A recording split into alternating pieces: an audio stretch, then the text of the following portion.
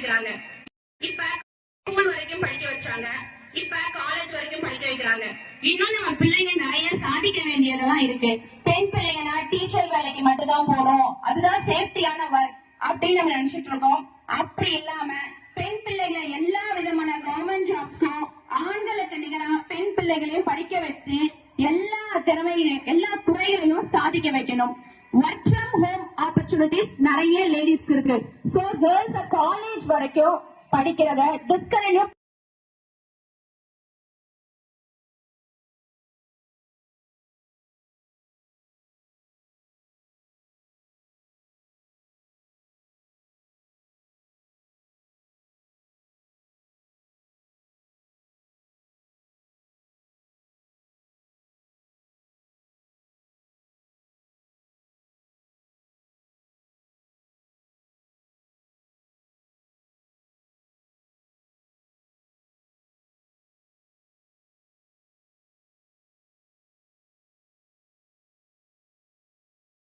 ஏன்னா கஷ்டத்தோட பெரும் பங்கு பெற்றோர்கள் தான் எடுத்து பெற்றோர்கள் அதுல அப்பா தான் எடுத்துக்கிறாங்க.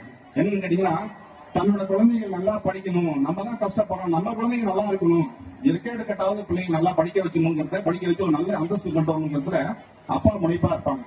அதுக்காக சொந்தம் துக்கம் சுகம் நம்ம குடும்பம் எல்லாத்தையும் பிரிச்சு வெளிநாட்டுல கூட போய் கஷ்டப்படுவாங்க. என்னன்னு கேட்டா நம்ம பிள்ளைங்க நல்லா இருக்குங்கிறதுனால அவங்க கஷ்டத்தை உணர்வாங்க. அது மாதிரி பிள்ளைங்க என்ன பண்ணணும்னா பெற்றோர்களை மதிக்கணும். பெற்றோர்கள் தான் நம்மளுக்கு கடவுள் மாதிரி. அதனால பெற்றோர்கள் சொல்றது எந்த ஒரு பெற்றோரும் இந்த ஒரு குழந்தைக்கு சொல்ற அறிவுரை எந்த விதத்துல கெட்ட விஷயமா இருக்காது, நல்ல விஷயமா தான் இருக்கும். ஒரு நாள் கூட ஒரு பெற்றோரும் கூட நினைச்சு பார்க்க மாட்டாங்க நம்ம பிள்ளைங்க வீணா போடணும் எந்த ஒரு செயலும் சொல்ல மாட்டாங்க. நம்ம பிள்ளைங்க நல்லா இருக்குங்கிறதா ஒரு எல்லளவு கூட ஒரு நல்லா இருக்குங்கிறத நினைப்பாங்க. அதனால பெற்றோர்களை மதிக்க கத்துக்குங்க. அடுத்து ஆசிரியர்களை, இன்னும் குருவை மதிக்க கத்துங்க.